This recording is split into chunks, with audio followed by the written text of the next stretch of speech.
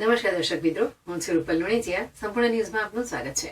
ધાનેરા તાલુકાના થાવર ગામમાં દબાણને લઈ તંત્ર દ્વારા ઘર પાડી દેતા છેલ્લા 6 દિવસથી પરિવારો બેઘર થયા છે, જેને લઈ પીડિતોએ જિલ્લા કલેક્ટર કચેરી ખાતે પહોંચી કલેક્ટરને આવેદનપત્ર પાઠવી રજૂઆત કરી હતી.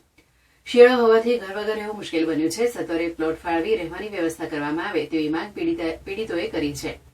બનાસકાંઠા જિલ્લાના થાવર ગામના તંત્ર દ્વારા 6 દિવસ અગાઉ દબાણની કામગીરી હાથ ધરવામાં આવી હતી, જેમાં કેટલાક ઇન્દિરા આવાસ અને સરદાર આવાસ યોજના હેઠળ ઘર તોડી પાડતા પરિવારો રોડ પર આવી ગયા છે. પીડિતો જિલ્લા કલેક્ટર કચેરી પહોંચ્યા હતા. પીડિતોએ કલેક્ટરને આવેદનપત્ર પાઠવી રજૂઆત કરી હતી કે શિયાળાની કડકડતી ઠંડીમાં ઘર વગર નાના બાળકો તેમજ પરિવારોને રહેવું મુશ્કેલ બની રહ્યું છે. સત્વરે સરકાર પ્લોટ ફાળવી રહેવાની વ્યવસ્થા કરી આપે તેવી માંગ કરી હતી. પીડિતોએ કલેક્ટરને રજૂઆત કરતા જણાવ્યું છે કે છેલ્લા 50 વર્ષ અગાઉથી વસવાટ કરીએ છીએ અને તાજેતરમાં અમારા ઘરો પંચાયત દ્વારા દબાણ રજીસ્ટરમાં લઈ મકાનો તોડી પાડવામાં આવ્યા છે. હાલમાં અમારી પાસે કોઈ રહેવા લાયક મકાન કે અન્ય કોઈ જગ્યા નથી. અમારા જૂના મકાન પર ઇન્દિરા આવાસ સરદાર આવાસ યોજના હેઠળ સરકારની સહાયનો લાભ લઈ મકાન બનાવેલ હતા, જે દબાણ ગણી તોડી પાડવામાં આવેલ છે. હાલમાં અમે ઘર વિહોણા બની ગયા છે.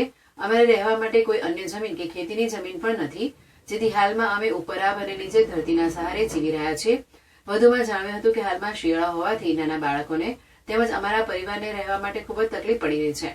અમે છેલ્લા 50 વર્ષથી થાવર ગામમાં જ રહીએ છીએ અને અમારું ગામ છોડી જઈ શકીએ તેમ પણ નથી, કારણ કે અમે ખૂબ જ ગરીબ અને મજૂરી વર્ગના માણસો છીએ. જેથી સરકાર સત્વરે પ્લોટ ફાળવી રહેવાની વ્યવસ્થા કરે તેવી માંગ છે.